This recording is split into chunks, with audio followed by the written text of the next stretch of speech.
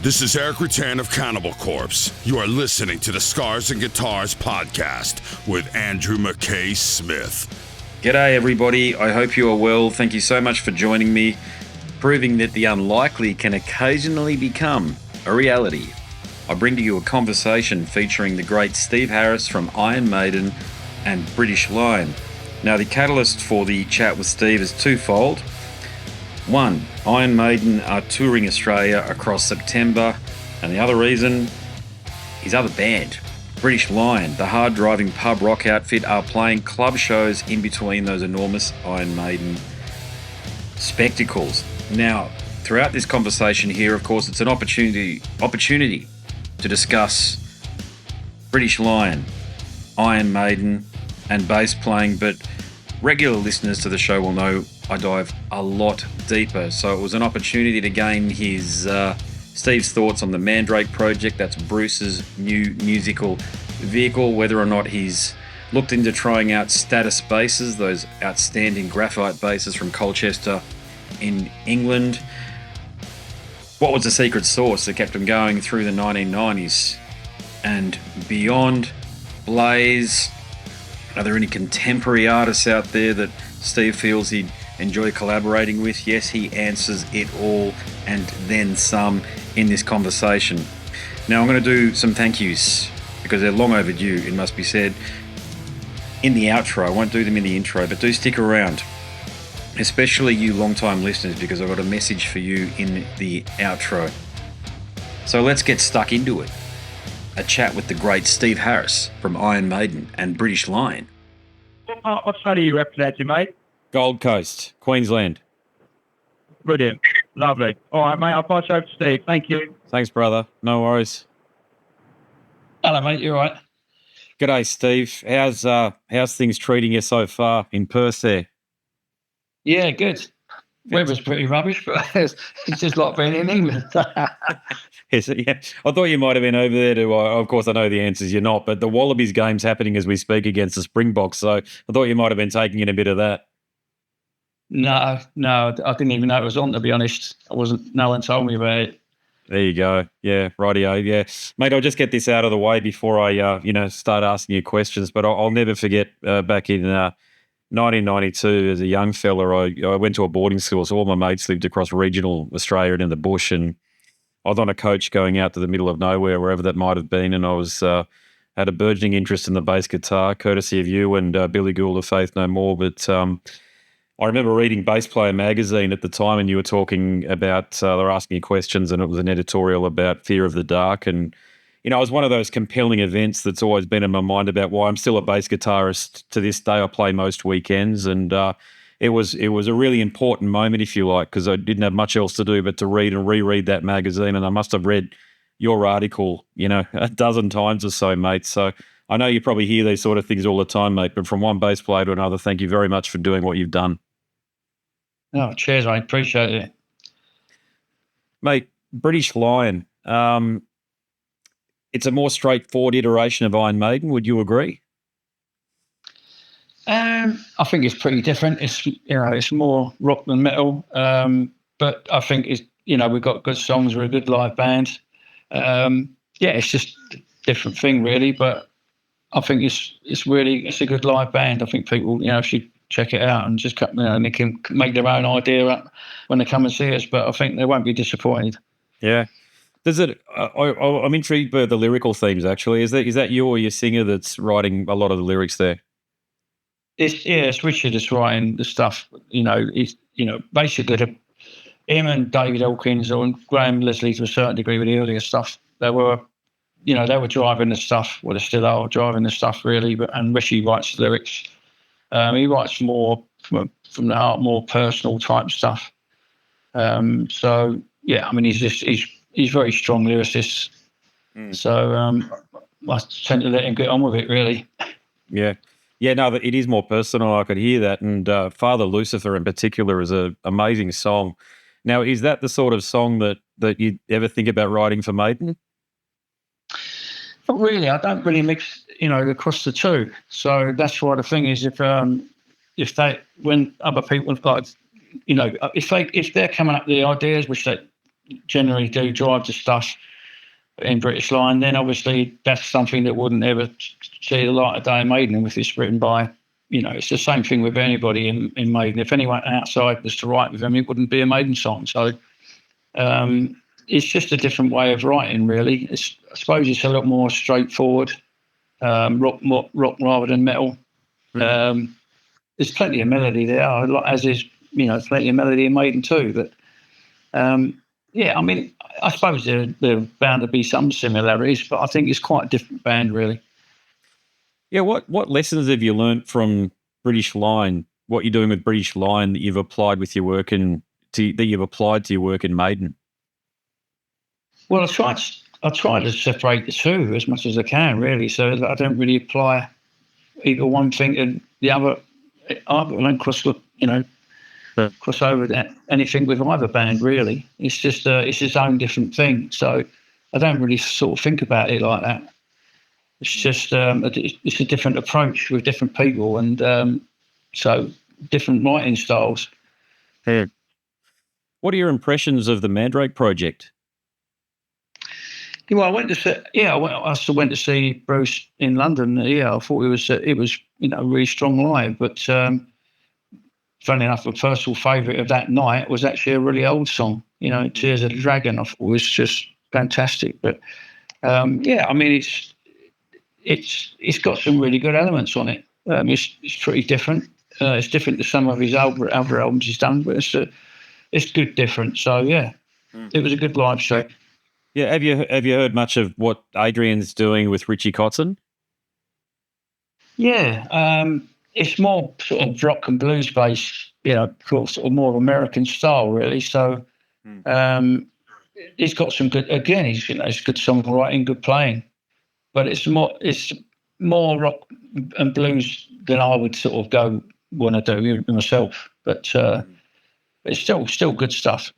Yeah, I hear you. Yeah. What about? I opened up the top with a statement about bass playing, and I mean, you must be aware of this, that we as bass players revere the work that you've done. So what unconventional? I think the key word here is unconventional advice would you give to young bassists that are trying to find their sound in a very saturated music scene? What I just say to people is listen to as many people as possible, and don't try and stylize yourself on one person, because a lot of people say to me, "Oh, I want to play just like you." And I said, "No, you shouldn't do that. You should just listen to lots of different people and just get your own. Come up with your. You'll eventually, hopefully, you'll come up with your own style and sound, rather than just being. Yeah, otherwise you're just going to get people say, "Oh, you just sound like someone else." Yeah. Well, what about for you as a songwriter? Has there ever been a compelling event or a specific moment within your life that you feel fundamentally shaped your identity as a songwriter, maybe early on? Not really. I mean, I've never really analysed it like that or thought about it like that. Just write as I feel at the time. That's why when any album that we do, Maiden or whatever, it's just a statement of where you are at that point in time. And so I don't tend to look back on it and analyse it or anything like that. It's only when you sort of do interviews like this that you sort of start thinking about stuff like that, really. And when you're doing new stuff, you just do stuff that you think is, feels right. It sounds very fundamental, but that's how it is, really.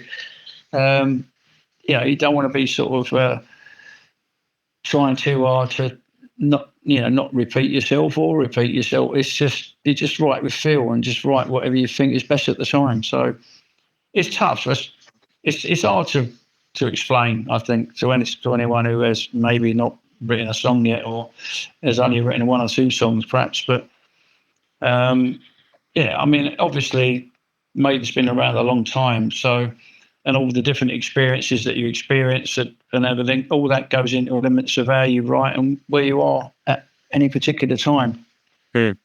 Excuse the hubris for a moment, but you've written some of the most important and critically acclaimed heavy metal ever. If you could choose a song from your catalogue that you believe encapsulates your legacy as a musician, do you think you could do that? That's an hard one because there's so many songs I've written. I don't know how many I've written, but it's got to be more than 150 songs at least over the years. So it's a really tough one to say. I don't know. I think it's probably something you probably would maybe ask the fans. But then, I think when you ask people, or, we'd never really do that. But if you did ask people, I think you'd probably get, 10 or 12 the people saying 10 or 12 different songs. It's just such a personalised thing. So it's very difficult. But I suppose I probably would just pick a long song that's got loads of stuff in it and say, well, that's maybe fairly representative. But there's not really only one particular song I could say is totally representative of what Maiden is, or what he is. My version of Maiden is of my songs. So it's just tough. If someone had to pick one, just say I was in charge of, sending they send the music out into deep space, hoping aliens find it, all that stuff that's been going on now for a little bit.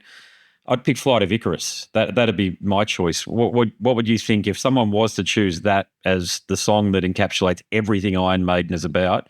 You reckon that's a fair representation? Not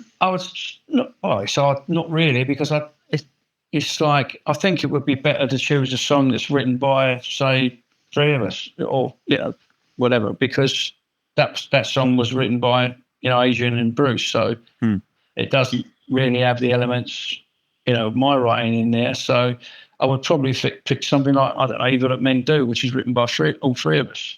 We're the main songwriters. I mean, Davey does write too, but he's not very prolific, so it's difficult. And Nico doesn't write.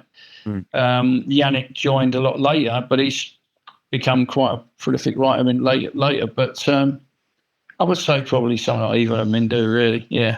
Yeah, I'm more thinking too about the bass line in that song of, I've never heard anybody get it the way you get it. And it's that slide right up to the higher notes there. It's nobody else could have written that song except for you, that bass line, except for you.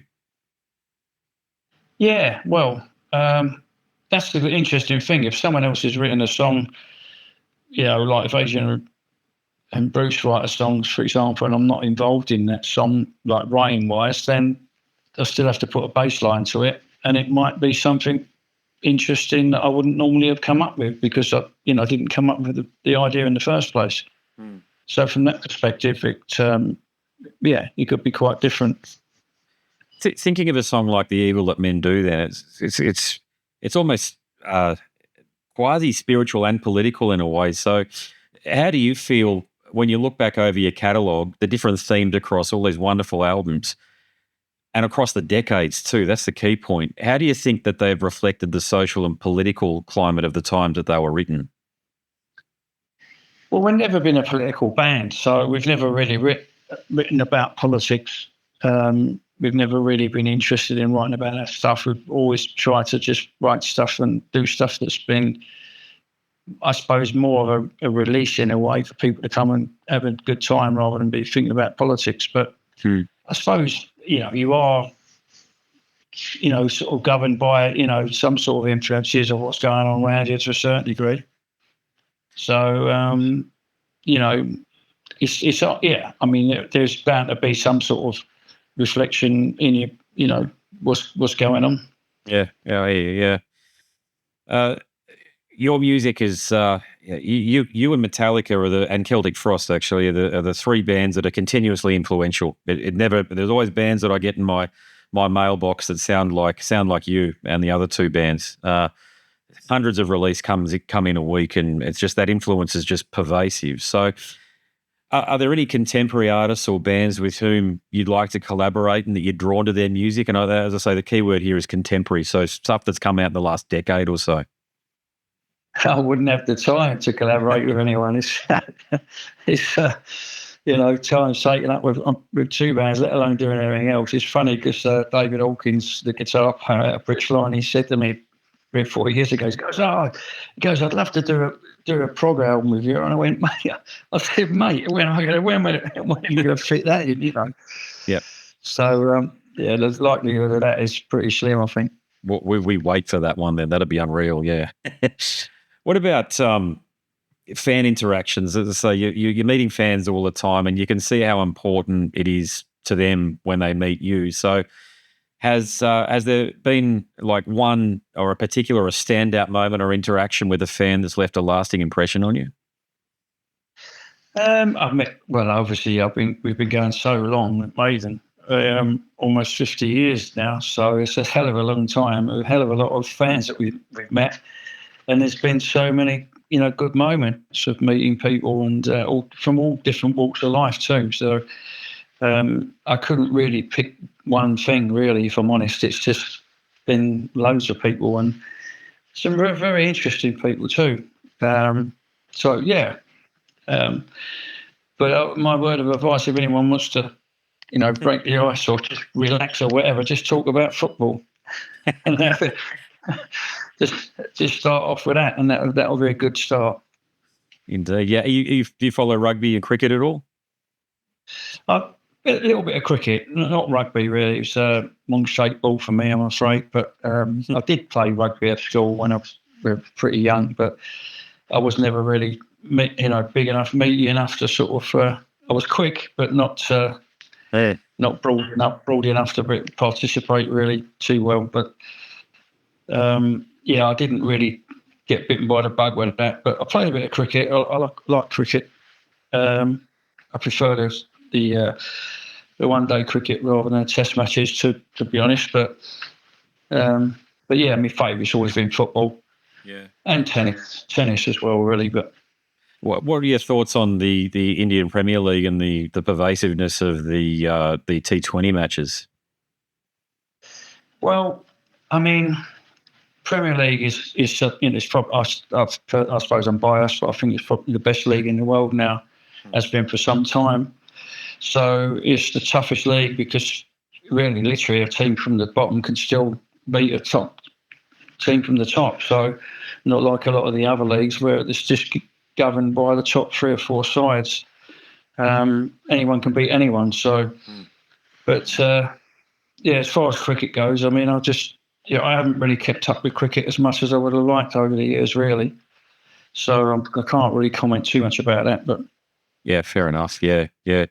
What look, the mid-90s were tough for metal, no doubt. And I've talked a lot about it on the show and even written about it. And look, you have an enormous fan base even back then across Eastern Europe and Germany, South America, these places that helped sustain the band. But I distinctly recall a proposed tour of Australia back in 95 and 96, I think it was, and it had Maiden, a band as big as Maiden, playing in clubs a similar size to what British Lion are playing in now. And I know that's intentional, the British Lion side of things, but still it was just where metal was at. You had the diehards, the people like me that were still turning up. But what about the lessons that you and Rod learnt through that period? Were there any specific lessons that really helped you sustain the band in the long term?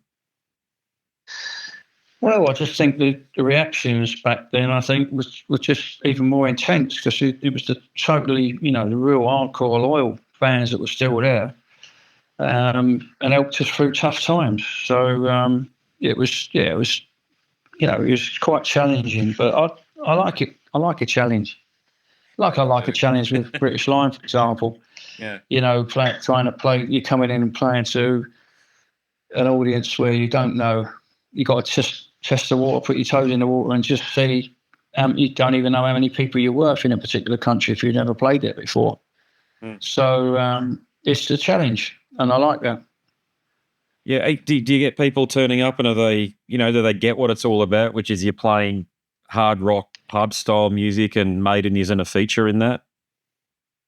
Yeah, I think there's an excitement about people coming along for the first time and checking something out, and not really, some people might have, really been a big fan of the albums or whatever, still not seen us live. So there's an excitement about that. But even for people that come along a bit on the fence a bit and think, I'm just going to check it out and see what they're like, not really been knowing us that well.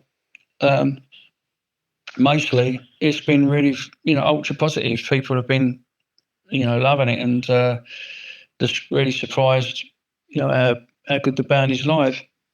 Yeah. Yeah, I can't wait to see you guys. Actually, I'll be at the Triffid you're playing in Brisbane. Actually, so I'll be at both shows. Of course, I will be. But yeah, no, I'm actually equally as looking forward to watching British Lion as I am Maiden. I've got to say. Well, that's good because it's going to be a good night both nights, in different ways. Indeed, yeah. Hey, I've just got a couple more questions for you. But look, I've always wanted to ask you this question because I did stay with the band through the Blaze period. And I like the work that you did with Blaze, in particular on the X Factor. But I've never seen anybody ask you this question. So here it is. Did you think about tuning down half a step or even a step when you played with Blaze to accommodate his voice? Was that ever a conversation? Not really, no. Maybe on some things in retrospect we could have done. But no, we didn't really think about it. It was, it wasn't really till we got out and played live that we realised it was a couple of things. But the weird thing is that he was really confident when we were rehearsing. And then a couple of times on a couple of songs, then we get out live and there was maybe an issue or two here and there. But in general, he handled it really well. But it is what it is. I suppose if in retrospect you can do all kinds of things, but Blaze, he helped keep the band alive through that period, so we owe him a lot. Yeah. What was, I know you've been asked a bunch of questions, or I assume you have been asked a bunch of questions about the recent, when I say reunion, the catch-up that you did with Paul, but what was that experience like? Well, obviously to bump in a Paul like, a lot after a long time, it's just, it's like meeting any of the ex-band members, whatever. It's just, it's nice, still keep in touch with most of them. Paul, was a West Ham, or still is a West Ham supporter, so every now and again we'll text each other about football, so we kind of kept in touch a little bit over the years like that. But yeah, it's just nice to see him and just hope he's going to be okay, with his health. That's the main worry, Yeah, no, I hear. I play Status Bass, which are made there in Colchester near you. Do you know Rob and Dawn at all, who own that business, Status Basses? No, I don't. Yeah, I don't know. You know the basses though that I'm talking about? Yeah, I know what you're talking about. But maybe Graham Leslie might know him because he lives in Colchester or near Colchester. So he might know him. I don't know. I'll have to ask him. Yeah. Oh, I know you're a long time Fender user, but and I know you've used some other brands very early on, but love to see you use a Status. I've got to say, just that graphite sound, I think, would give just what is already there, but enhance it somewhat. I'm sure Rob would lend you one. Put it that way.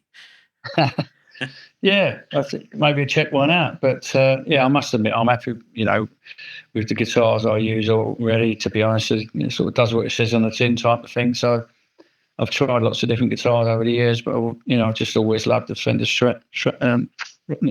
Fender Precision. So I've tried different ones. I've tried the Jazz, and I tried loads of basses over the years, and they're all got their own elements and good things about them. It's not like whatever, but I think you just have to find your own thing, really. And the Precision just always felt right for me.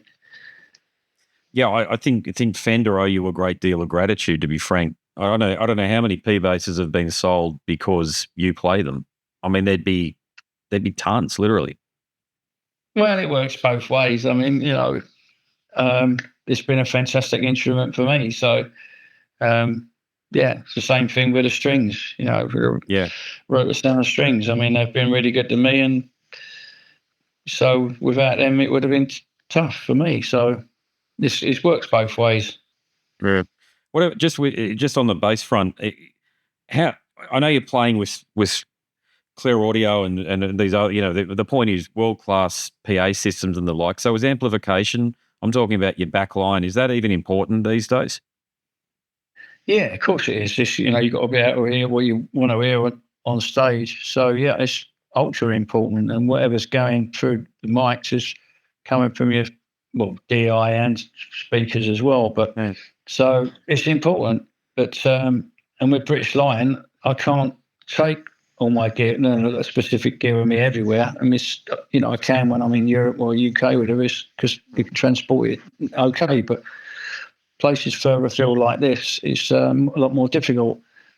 And the speakers that I use are pretty specific speakers, the EV speakers, so you can't get them everywhere. So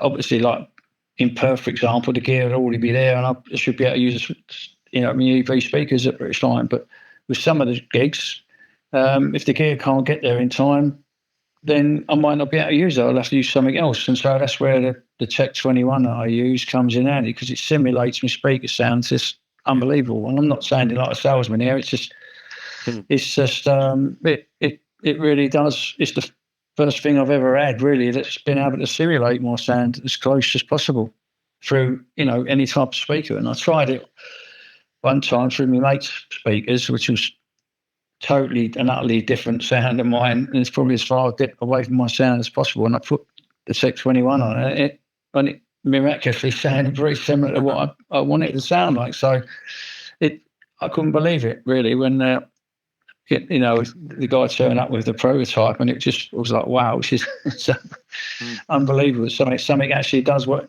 it's supposed to do. Yeah, technology is actually doing what technology is meant to do. There you go. I know, yeah. Yeah, look, scary stuff.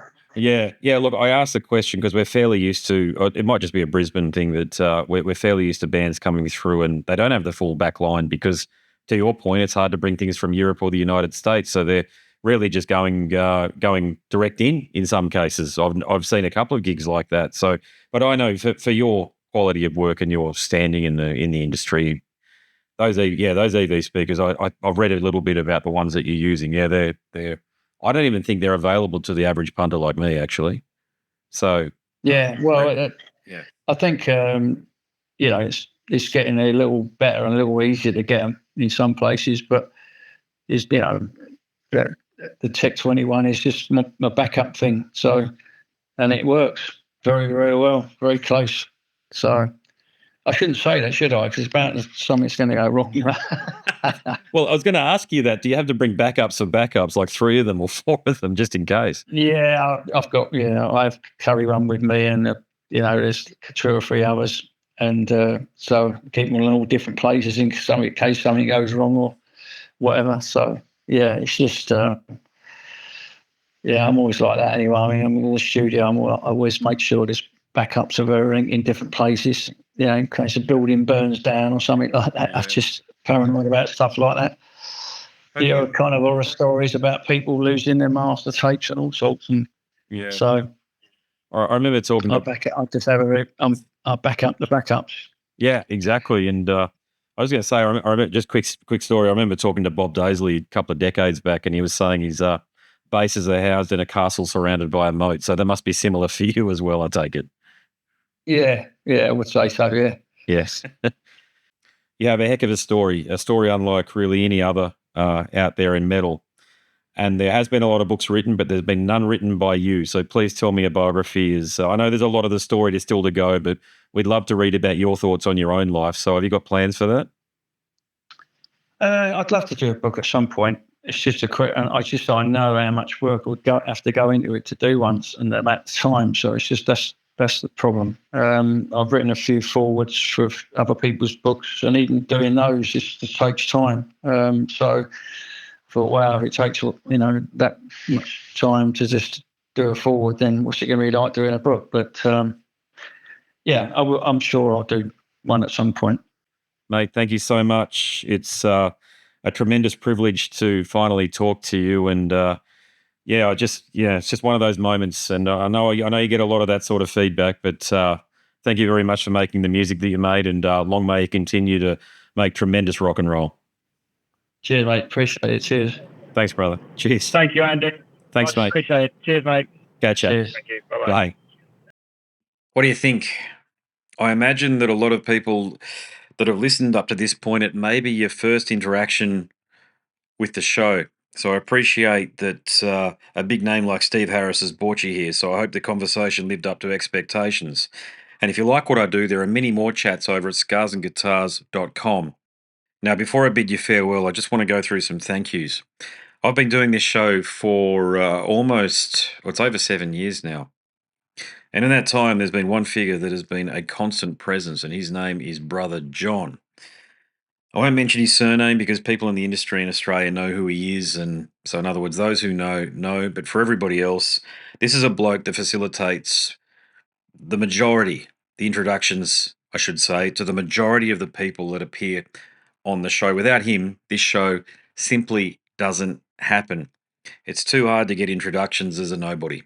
Way too hard. Anybody that's tried to start a podcast and gain access to high profile people will be able to tell you that you need a gatekeeper to advocate on your behalf. And he has done that ever since I started this back in 2017. So, John, love you, mate. Thank you very much for your help and support throughout the years. And also, importantly, you as the listener. If you're a long time listener, and there's a fair few of you out there because I've been communicating with you over the years, if you've been listening through that entire time, well, this is for you. This episode is all about you. Okay. I do this not because I want to broadcast into a vacuum. I do this. It's hard to say if I do this anyway, because I think these conversations need to find an audience. I certainly would have the conversations, and they might be a bit different, but the way in which I construct them is certainly to be as interesting as possible from the listener's perspective. So again, I hope I've achieved that there for the long time listener, and for everybody else that's new.